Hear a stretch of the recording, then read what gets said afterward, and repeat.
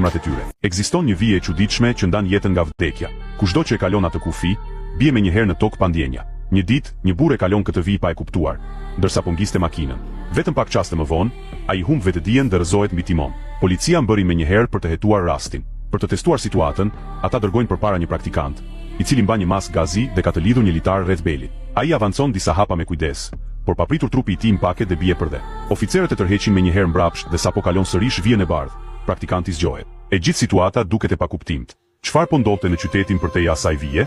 Më herët atë mëngjes, qyteti ishte plot gjallëri dhe festime. Por fiks në orën 10, një errësirë pazakont mbuloi gjithçka. Të gjithë banorët humbën ndjenjat në të njëjtën kohë, dhe as kafshët nuk mbetën të paprekura. Duke dyshuar për një sulm biokimik, policia thërret një specialist për të hetuar rastin, por edhe ai mbetet pa shpjegim për atë që kishte ndodhur. Papritur, specialisti bëhet dëshmitar i një skene edhe më të frikshme. Lopët e shtrira në tokë fillojnë të ngrihen në këmbë. Pas tyre, një nga një, edhe banorët e qytetit fillojnë të vinë në vete, pa shenja dëmtimi apo sëmundje.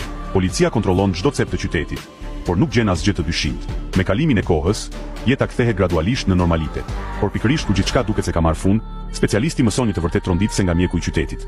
Çdo grua në qytet është shtatzënë në mënyrë të pashpjegueshme, dhe momenti i ngjizjes përkon saktësisht me ditën e humbjes masive të ndjenjave.